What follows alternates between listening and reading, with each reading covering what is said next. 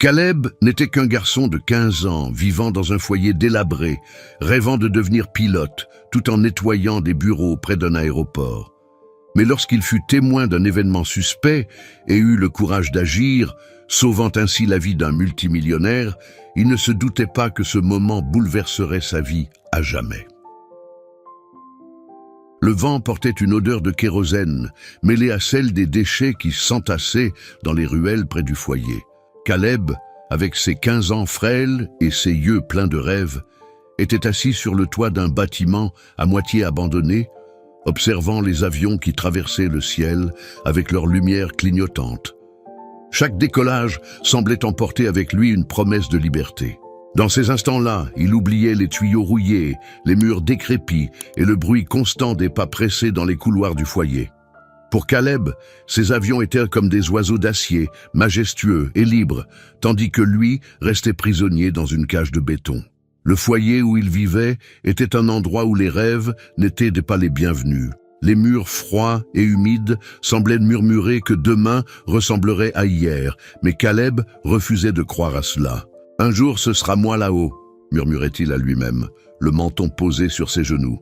Parfois, il imaginait parler à un ami invisible, quelqu'un qui partageait son rêve de voler. « Je piloterai un de ces avions et je laisserai tout ça derrière moi, tu verras. » Mais sous le toit, dans la petite chambre où il partageait l'espace avec ses parents, le discours était bien différent. Morgan, son père, était un homme usé par la vie, les épaules voûtées sous le poids d'années de travail acharné sans récompense. Il poussait de profonds soupirs, assis à la table, fixant Caleb avec un mélange de frustration et de tristesse. « Fiston, il faut que tu arrêtes avec ces idées. Les avions, ce n'est pas pour des gens comme nous. Ça, c'est pour ceux qui naissent avec tout. Tu dois penser à un métier qui te fera vivre, quelque chose qui paie les factures. Rêver trop haut ne fera que te blesser. » Jasmine, sa mère, remuait la soupe claire avec une cuillère en bois, essayant de l'épaissir pour nourrir la famille ce soir-là. Elle ne levait pas les yeux, mais sa voix avait un ton plus doux. « Morgan, laisse-le rêver. Rêver ne coûte rien. »« Ça ne coûte rien ? Ça coûte quand il tombera de haut et comprendra que la vie ne fonctionne pas comme ça, » répliqua Morgan en frappant la main sur la table. Caleb écoutait la dispute sans rien dire.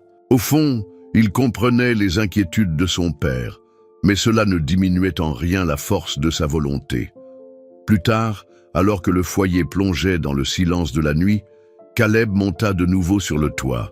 Il regardait le ciel sombre, où les étoiles rivalisaient avec les lumières des avions clignotant au loin. À ses yeux, ce paysage n'était pas juste un spectacle, c'était un rappel que le monde était bien plus vaste que l'espace confiné où il vivait. Il ouvrit les bras, comme s'il voulait sentir le vent qu'il imaginait caresser le visage d'un pilote, et murmura à lui-même « J'y arriverai, peu importe ce que dit papa, je volerai. » La première lumière du matin passa à travers les fenêtres brisées du foyer, annonçant une journée de plus, semblable aux autres, pour presque tout le monde ici. Mais pour Caleb, le lever du soleil représentait une nouvelle chance de se rapprocher de son rêve. Alors que les autres garçons se disputaient un morceau de pain ou restaient à ne rien faire, Caleb continuait à regarder l'horizon. Il savait que le chemin serait difficile, mais il croyait fermement qu'un jour, il aurait ses ailes. Quand Jasmine rentra à la maison cet après-midi-là avec une nouvelle inattendue, Caleb sentit son cœur s'accélérer.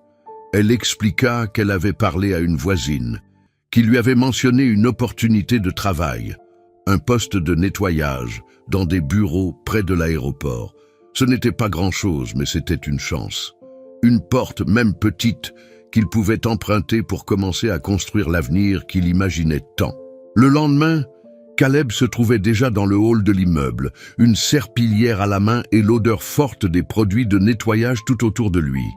L'environnement contrastait fortement avec le foyer où il vivait, et même si ce n'était qu'un travail modeste, il ressentait une pointe de fierté. L'argent qu'il gagnerait aiderait à mettre de la nourriture sur la table, ce qui était important. Mais plus que cela, être là, si près de l'aéroport, lui donnait l'impression d'être un peu plus près de ses rêves. De là où il se trouvait, il pouvait voir le terminal des jets privés à travers les grandes baies vitrées. Les avions, immobiles sur le tarmac, paraissaient encore plus imposants, comme s'ils attendaient silencieusement leur prochain voyage. Caleb faisait de courtes pauses pour les observer, laissant son imagination s'envoler aussi haut que ces machines qu'il admirait. Cet après-midi-là, alors qu'il nettoyait une zone proche du hangar principal, quelque chose attira son attention. Deux hommes se tenaient près d'un des jets. Ils portaient des combinaisons noires et manipulaient des outils qui ne semblaient pas ordinaires. Caleb fronça les sourcils. Ces hommes n'agissaient pas comme les mécaniciens qu'il voyait habituellement. Leurs mouvements étaient rapides, presque furtifs, alors qu'ils travaillaient sous l'avion. Est-ce qu'ils sont en train de réparer quelque chose, pensa-t-il, mais quelque chose ne tournait pas rond. Les hommes jetaient fréquemment des regards autour d'eux, comme s'ils craignaient d'être vus. Caleb sentit son cœur s'emballer. Il essaya de chasser ses doutes, mais il ne pouvait ignorer ceux qu'il venait de voir. Il inspira profondément, pris dans un dilemme. Et si je me trompais, peut-être qu'ils font juste leur travail. Mais si ce n'est pas le cas, et s'il arrivait quelque chose à la personne qui va monter à bord, je dois faire quelque chose, mais qui écouterait un garçon pauvre comme moi? De l'autre côté du hangar, un homme grand et bien habillé, entouré de gardes de sécurité, s'approchait de l'avion. Caleb le reconnut immédiatement grâce à un reportage qu'il avait vu à la télévision du foyer. C'était Calvin Rivers, le multimillionnaire à la tête d'un empire technologique. Il s'apprêtait à monter dans le jet que Caleb venait de voir être saboté. La peur envahit Caleb. Il savait que, s'il se trompait, il risquait de perdre son travail, ou pire, d'être arrêté pour avoir causé une fausse alerte. Mais l'image de Rivers montant dans cet avion et d'un drame se produisant était plus forte que son hésitation. Il lâcha sa serpillière et se précipita vers le groupe. « Hé, attendez, s'il vous plaît, attendez !» cria-t-il, tandis que ses pas résonnaient dans le hangar. Le garde de sécurité qui se tenait en avant fronça les sourcils et tendit le bras pour l'arrêter. « Que fais-tu ici? Tu n'es pas autorisé à être dans cette zone, » dit le garde d'une voix ferme. « S'il vous plaît, vous devez m'écouter, » implora Caleb, ses mots trébuchant les uns sur les autres. « J'ai vu deux hommes touchés à l'avion, et ils n'avaient pas l'air de réparer quoi que ce soit. Je crois qu'ils ont fait quelque chose de dangereux. » Le garde croisa les bras, sceptique. « Tu es en train de dire que quelqu'un aurait saboté l'avion? Tu te rends compte de ce que tu affirmes? »« Je sais ce que j'ai vu, » insista Caleb, sa voix tremblante de nervosité. « S'il vous plaît, vérifiez avant qu'il ne monte à bord. » Calvin Rivers, qui observait en silence jusque-là, fit un pas en avant, le regard dur fixé sur Caleb. « Garçon, tu te rends compte de ce que tu dis? De telles accusations ne sont pas à prendre à la légère. »« Qu'as-tu vu exactement ?»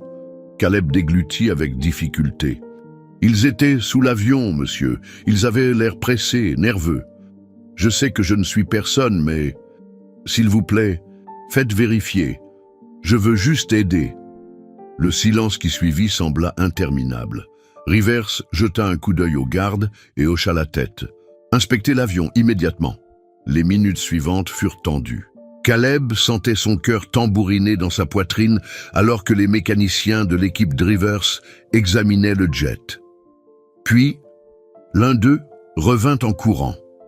L'air grave. « Nous avons trouvé un dispositif suspect dans le système de carburant. C'était du sabotage. » Il avait raison. Le garde échangea un regard avec Rivers, qui fixait maintenant Caleb avec un mélange de surprise et de respect. Caleb avait du mal à respirer. Il ne savait pas ce qui allait se passer ensuite, mais il savait qu'il avait fait ce qu'il fallait. Après que tout fut résolu, Rivers s'approcha, posant une main ferme sur l'épaule de Caleb. « Tu es un garçon extraordinaire, » dit-il, d'une voix empreinte de sincérité qui fit monter un nœud dans la gorge de Caleb. Avant de partir, le multimillionnaire échangea quelques mots avec ses gardes et mécaniciens, mais son regard revenait souvent vers le garçon qui avait changé le cours de cette journée. Caleb observa le groupe s'éloigner et l'avion être remorqué pour une inspection plus approfondie. Quand l'adrénaline finit par retomber, il se rendit compte que ses jambes tremblaient. Les jours qui suivirent furent remplis d'incertitude et de réflexion. Il tenta de reprendre sa routine au travail, mais les paroles de Rivers et la tension de ce moment crucial continuaient de résonner dans son esprit. Était-ce la fin de cette histoire ou le début de quelque chose de plus grand? Le bruit de pas fermes résonna dans le couloir exigu du foyer. Caleb était assis par terre, près de la porte de la chambre qu'il partageait avec ses parents, les mains glissant nerveusement sur ses genoux. Ces derniers jours, depuis l'incident à l'aéroport, il avait à peine dormi. Ce qu'il avait fait lui semblait lointain, presque irréel, comme un rêve. Mais les bruits croissants de voix et de pas le ramenèrent brutalement à la réalité. « C'est lui, maman, l'homme de l'avion !» s'exclama Caleb en se relevant d'un bond. Jasmine, occupée à remuer une casserole sur leur petit réchaud, se tourna vers lui avec une expression confuse. Avant qu'elle ne puisse dire quoi que ce soit, 3 coups secs retentirent à la porte. Caleb se précipita pour ouvrir. Calvin Rivers se tenait là, impeccablement vêtu, mais avec une expression bienveillante qui contrastait avec l'image sérieuse que Caleb avait en tête. Derrière lui, 2 assistants et un garde du corps attendaient en silence. Rivers fit un pas en avant et tendit la main. « Puis-je entrer ?» Caleb acquiesça, nerveux. Jasmine essuya rapidement ses mains sur son tablier et se redressa, tandis que Morgan, qui somnolait sur un vieux matelas, se réveilla en grognant avant de se redresser, tentant de paraître plus alerte. L'atmosphère modeste de la pièce sembla rétrécir face à la présence impressionnante du visiteur. « Si vous me permettez, » commença Rivers, « je suis venu ici parce que votre fils a accompli quelque chose d'extraordinaire.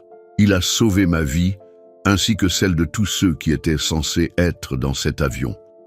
Une telle bravoure est rare, surtout chez quelqu'un d'aussi jeune. » Morgan croisa les bras, méfiant. « Et qu'est-ce que vous voulez avec lui maintenant? Vous n'avez pas déjà fait assez en admettant qu'il avait raison ce jour-là » Rivers resta impassible. « Je comprends que cela puisse sembler étrange, mais je suis ici parce que je crois que l'avenir de Caleb peut être très différent de ce qu'il connaît aujourd'hui. Je veux lui offrir une chance, à lui et à vous tous. Un nouveau logement, une bonne école pour Caleb, et tout le soutien nécessaire pour qu'il poursuive ses rêves. Alors, dis-moi, Caleb, quel est ton rêve? » J'ai toujours voulu être pilote d'avion, répondit Caleb timidement. Très bien, alors je ferai tout ce qui est nécessaire pour que tu deviennes pilote, affirma Calvin avec conviction. Un silence incrédule s'installa dans la pièce. Jasmine serra son tablier entre ses mains, les yeux écarquillés, tandis que Morgan clignait des yeux, comme s'il essayait de comprendre ce qu'il venait d'entendre. Caleb, lui, semblait à peine respirer. « Mais... pourquoi ?» demanda Jasmine, la voix basse et teintée d'incrédulité. « Parce qu'il le mérite, et parce que je crois qu'il est important de rendre le bien que l'on reçoit, » répondit Rivers, en fixant Caleb du regard. « Je vois quelque chose de spécial en toi, jeune homme. Ton courage, ta détermination. Tu m'as fait croire qu'avec le bon soutien, tu peux accomplir de grandes choses. Je veux te donner cette chance. » Morgan regarda Jasmine, puis Caleb. « Ce n'est pas une sorte d'arnaque, hein? Des gens comme nous, personne ne vient nous proposer de l'aide sans vouloir quelque chose en retour. » Rivers esquissa un léger sourire. « Je comprends vos doutes. Je ne veux rien d'autre que voir Caleb atteindre son plein potentiel. Vous avez ma parole. » Jasmine commença à pleurer doucement. Caleb dit quelque chose. « Tu veux ça ?» Caleb sentit un nœud dans sa gorge. Il regarda ses parents, la pièce étroite où il avait passé toute sa vie, puis Rivers. « Je veux vraiment. Je travaillerai dur, je le promets. Je ne vous décevrai pas. » Rivers hocha la tête avec un léger sourire et se tourna vers un de ses assistants. « Préparez tout, je veux que tout soit prêt le plus rapidement possible. » Jasmine se couvrit le visage de ses mains, essayant de retenir ses sanglots, tandis que Morgan, encore hésitant, secouait lentement la tête, comme s'il tentait d'absorber ce qui venait de se passer. Les heures suivantes furent une tornade d'émotions et de préparatifs. Les employés de Rivers visitèrent le foyer pour organiser le déménagement, tandis que Caleb aidait sa mère à emballer les quelques affaires qu'il possédait. Chaque objet déposé dans une boîte semblait porter le poids de souvenirs douloureux, mais aussi la promesse d'un avenir meilleur. 2 jours plus tard, une voiture noire s'arrêta devant leur nouveau logement, un appartement spacieux et lumineux, dans un quartier que Caleb n'avait jamais vu. Ses yeux s'écarquillèrent en découvrant les meubles neufs, la cuisine équipée et les chambres qui paraissaient immenses comparées à leur ancienne pièce exiguë. Tandis que les assistants de Rivers expliquaient les détails pratiques de leur nouvelle vie, Caleb se tenait sur le balcon, contemplant la vue. Sa mère le rejoignit et posa une main sur son épaule. « Ça fait bizarre, non ?» dit-elle avec un sourire ému. « Je n'aurais jamais imaginé qu'on aurait quelque chose comme ça, et tout ça parce que tu as cru qu'il fallait faire ce qui était juste. »« Je suis content, maman, mais j'ai peur aussi, » avoua Caleb en regardant ses mains. « Et si je n'y arrivais pas? Et si je n'étais pas à la hauteur? » « Tu as déjà prouvé que tu es à la hauteur, Caleb. Tu as un grand cœur et une volonté de faire. C'est bien plus que beaucoup d'autres. Le reste, ça s'apprend. » Caleb inspira profondément et sourit, sentant la confiance de sa mère l'envahir. Au loin, un avion s'élevait dans le ciel bleu. Il le suivit des yeux, imaginant qu'un jour, ce serait lui aux commandes. Ce simple rêve l'emplissait de détermination, comme si les ailes de cet avion emportaient avec elles son propre avenir. Dans les jours qui suivirent, Caleb se plongea corps et âme dans ses études et dans les opportunités qui semblaient désormais à portée de main. Rivers continuait à suivre de près ses progrès, toujours encourageant et veillant à ce que rien ne lui manque. Chaque livre, chaque cours, chaque défi relevé le rapprochait un peu plus de l'horizon qu'il avait toujours rêvé d'atteindre. Les années passèrent en un souffle, mais pour Caleb, chaque jour était une victoire arrachée. Entre des études exigeantes, des entraînements intenses et des heures de vol supervisées, il ne perdit jamais de vue son objectif. Chaque fois qu'un avion décollait, il se souvenait de ce garçon qui passait des heures à contempler le ciel, se promettant qu'un jour, ce serait lui aux commandes. Rivers devint bien plus qu'un mentor. Il était un ami, un pilier de soutien inébranlable. Pendant les vols privés où Caleb l'accompagnait en tant qu'apprenti, leur conversation tournait toujours autour de la détermination et des rêves. « Tu sais ce qui distingue les gens ordinaires des gens extraordinaires, Caleb ?» demanda Rivers lors d'un de leurs vols. Caleb le regarda attentif tout en ajustant quelques commandes sous la supervision du pilote principal. « Leur façon de gérer les difficultés, » répondit Rivers avec un sourire. « Tout le monde rencontre des problèmes, mais ceux qui réussissent sont ceux qui trouvent des solutions, même dans les pires situations. Et toi, mon ami, tu es le meilleur exemple de cela. » Ces mots restèrent gravés dans l'esprit de Caleb tout au long de son parcours.